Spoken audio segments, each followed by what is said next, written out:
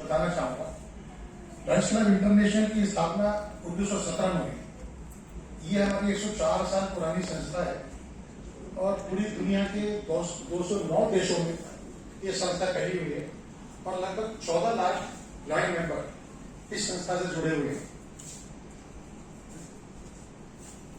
और lions club international पहली ऐसी संस्था है जैसे यूनिसेफ ने दुनिया की नंबर 1 एनजीओ घोषित किया था और लगातार 10 वर्षों से हम दुनिया के नंबर 1 एनजीओ हैं। दुनिया में सबसे पहले जो ब्लाइंडनेस एजुकेशन का काम शुरू किया, दुनिया में जो सबसे पहले ब्लाइंडनेस एजुकेशन का काम शुरू किया वो लॉयंस क्लब इंटरनेशनल ने। लॉयंस क्लब इंटरनेशनल लगभग 100 वर्षों से पूरी दुनिया में अंधत्व निवारण का काम कर रहा है। सबसे ज्यादा अंधत्व आप लोगों को जानकारी होगी जो अफ्रीकन देश हैं, वहां पे कुपोषण और जो वहां पे कीड़ा होता है उसके लिए अंधत्व बहुत ज्यादा है और वहां पे लॉयंस क्लब इंटरनेशनल में सबसे ज्यादा काम किया। आपकी जानकारी के लिए एक और बात बताऊं, हमारे क्षेत्र में गाजियाबाद में गाजियाबाद की ओर से एक माइंड आई हॉस्पिटल का संचालन किया जा रहा है जो बिल्कुल निःशुल्क आई सर्जरी, आंखों से संबंधित जो भी बीमारियां हैं उनका इलाज करें। लॉयंस क्लब गाजियाबाद साल में लगभग 10,000 सर्जरी कैटरेक्ट की करता है निःशुल्क। और कभी आप में से किसी को वहां जाने का मौका अगर मिले तो आप पाएंगे जो प्राइवेट हॉस्पिटल्स में क्लीनलीनेस या सर्विसेज या इक्विपमेंट्स होते हैं वो सारे वहां पे अवेलेबल हैं। मैं बड़े गर्व के साथ कह सकता हूं, हमारे नॉन साथी हैं, उनकी पुत्रवधू ये नेत्र सर्जन है। जब वो एमएस करके आई, उनका फोन मेरे पास आया कि जैसा लॉयंस क्लब गाजियाबाद में लॉयन हॉस्पिटल में अगर किसी को जानते हो तो मेरी पुत्रवधू 6 महीने या 1 साल वहां पे काम करना चाहती है जिससे वो कुछ सीख सके और उसके नाम के आगे एक कहना चाहिए उसके कैब में एक कदम लग जाए कि वो लॉयन आई हॉस्पिटल गाजियाबाद में काम करके आई। तो मुझे सुन के बड़ा गर्व और खुशी हुई कि लॉयन हॉस्पिटल या लॉयंस क्लब जो सेवाएं दे रहा है उन सेवाओं का क्षेत्र में या मेडिकल फैटर्निटी में कितना नाम है। और मैं लॉयंस क्लब मिटाऊं के साथियों को विशेष रूप से एक बात बताऊं, आपको अगर मौका लगे आप नेत्र चिकित्सा का एक शिविर बुलंदशहर में आयोजित करें। लॉयन आई हॉस्पिटल की टीम बुलंदशहर आएगी, वो स्क्रीनिंग करेंगे। कोई भी पेशेंट ऐसे होते हैं जिनकी कैटरेक्ट की सर्जरी होनी है, वो उन्हें यहां से लेकर जाएंगे, एक मरीज के साथ एक अटेंडेंट उसकी सर्जरी करेंगे और बुलंदशहर छोड़ के जाएंगे विदाउट नो एनी चार्ज। तो मैं ये चाहूंगा कि आप जरूर ऐसे काम करें। और जो हमारे अतिथि यहाँ पे मौजूद हैं उनके लिए मैं एक बात और बता दूंगा। लॉयंस क्लब इंटरनेशनल के बहुत सारे उद्देश्य हैं, उनमें मुख्य रूप से विजन तो है जो मैंने बताया। एक हंगर के बारे में हम बहुत काम करते हैं पूरी दुनिया में। अगर मैं लॉयंस क्लब, अभी तोमर साहब ने बताया, लॉयंस क्लब डिस्ट्रिक्ट की बात करूं जिसे डिस्ट्रिक्ट बोलते हैं, उसमें बुलंदशहर से लेकर इटावा तक उधर बरेली तक लगभग 14-15 रेवेन्यू डिस्ट्रिक्ट आते हैं। हमारे इस मंडल में हंगर के ऊपर भी बहुत काम हो रहा है। हंगर के अलावा एक हमारा मुख्य काम है एनवायरमेंट। एनवायरमेंट के बारे में मैं आप लोगों एमओसी साहब ये बताइए, कुछ समय की तो सीमा नहीं है। तो एनवायरमेंट के बारे में मैं आपको बताना चाहूंगा कि एनवायरमेंट के बारे में पेड़ तो सब लगाते हैं, लेकिन पेड़ लगाने से जरूरी है कि हम लोगों को मोटिवेट करें हाउ टू सेव वाटर।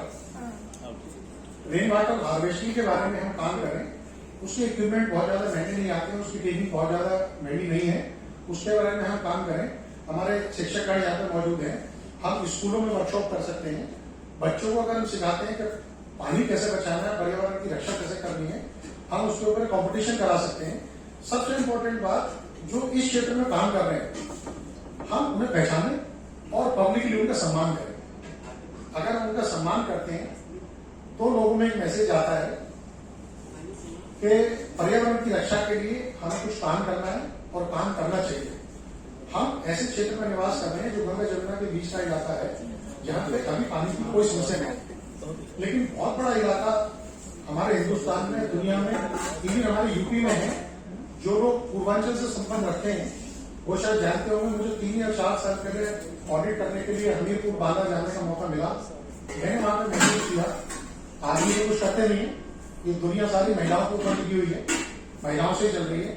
महिलाएं 10-10 किलोमीटर पानी ले जाती हैं सुबह और शाम। कितने बड़े कष्ट का काम है ये। इसके अलावा हमारी संस्था चाइल्ड कैंसर के ऊपर बहुत काम करती है। चाइल्ड कैंसर एक बहुत बड़ा थ्रेट है, उसके ऊपर उसका एरेडिकेशन, उसका प्रिवेंशन और उसका ट्रीटमेंट, इसके ऊपर हमारी संस्था बहुत काम कर रही है। और एक सबसे मुख्य बात है यूथ।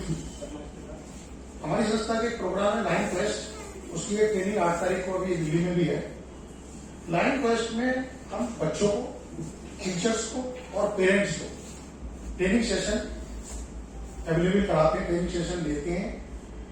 कुछ शिक्षकों में जो ट्रेंड लोग हैं, कुछ लाइन्स में ट्रेंड लोग हैं, उनके माध्यम से उनको लिटरेचर भी अवेलेबल कराते हैं। अभी आनंद जी ने भी बोला और हमारे कुछ अध्यापक भी कह रहे थे बच्चों के व्यवहार के बारे में। तो बच्चों को व्यवहार सिखाना, बच्चे कैसे व्यवहार करें, अध्यापक कैसे व्यवहार करें, अध्यापक कैसे पठन पाठन कराएं, और सबसे इम्पोर्टेंट जो पेरेंट्स हैं उनका व्यवहार बच्चों के लिए कैसा होना चाहिए, इस बात की ट्रेनिंग हमारा नेशनल इंटरनेशनल देता है। उनको नशे से कैसे बचाएं, वो पढ़ाई में कैसे आगे लगे, वो समाज में रहने वाले विशेष रूप से महिलाओं की इज्जत कैसे करें, ये भी बात हम उसमें सिखाते हैं। तो ये तो हो गई नेशनल इंटरनेशनल के बारे में, बात तो बहुत सारी है मेरे पास। लेकिन अब एक बात आई बच्चों की धुलाई की, तो अब का तो खैर माहौल ये हो गया कि भाई बच्चों को हाथ लगाना तो बहुत, आंख निकाल के भी नहीं देख सकते, और टीचर्स का छोड़ो पेरेंट्स भी नहीं देख सकते। एक समय को होता था कि अगर गलती से माँ बाप या ताऊ चाचा बाबा को स्कूल पहुंच गए और वो अध्यापक से कहते थे जरा इसका ध्यान रखना। ध्यान रखने का मतलब ये है कि 2-4 और लगाना, तभी ये सुधरे। और जहां तक कॉलेजेस का सवाल है, कॉलेजेस सारे अच्छे हैं, अध्यापक सब अच्छे हैं, समय का दे रहेंगे। कोई जमाना था जब तक कॉन्वेंट स्कूल इतने नहीं होते थे। भुवनेश्वर नगर की अगर बात करें, डीएवी इंटर कॉलेज और जीआईसी, दो मुख्य कॉलेज हुआ करते थे। जो बहुत ज्यादा ब्रिलियंट बच्चे थे वो जीआईसी में चले जाते थे, उससे नीचे वाले डीएवी कॉलेज में चले थे। मैं डीएवी इंटर कॉलेज से पढ़ा हुआ हूँ, और उस समय पे कहते ये थे कि अंग्रेजी भी हिंदी में पढ़ाई जाती थी, हिंदी में पढ़ते थे। लेकिन मैं गर्व के साथ कह सकता हूँ, बोलने में हो सकता है कुछ कमजोरी हो, लेकिन लिखने में जो कॉन्वेंट के बच्चे हैं उनसे वो स्टूडेंट्स बहुत ज्यादा। मुझे अच्छे से ध्यान है, उस समय हमें हिंदी पढ़ाते थे प्रेम प्रकाश अग्रवाल जी। उस समय एक पुस्तक होती थी हिंदी ज्ञान सागर, वो पूरी यूपी में पढ़ाई जाती थी, और उसके जो लेखक थे वो डीएवी इंटर कॉलेज में पढ़ाते थे। आप समझ सकते हैं, चाहे वो हिंदी पढ़ाने वाले हैं, इंग्लिश पढ़ाने वाले हैं, और सब्जेक्ट पढ़ाने वाले हैं, सब बहुत रिनाउंड थे, बहुत मेहनत करते थे, और बच्चे भी लगन से पढ़ते थे। और जहां तक शिक्षक का सवाल है, शिक्षक तो वो है खान में से हीरा निकला, जब तक उसे तलाशा नहीं गया तो वो हीरा नहीं कहलाएगा, उसकी कोई कीमत नहीं है, वो एक सिंपल पत्थर है। तो हमारे शिक्षक तो उन पत्थरों को तलाशने का काम करते हैं, तभी वो हीरे बनते हैं, चाहे वो किसी भी क्षेत्र में हो, तभी हीरे कहलाते हैं।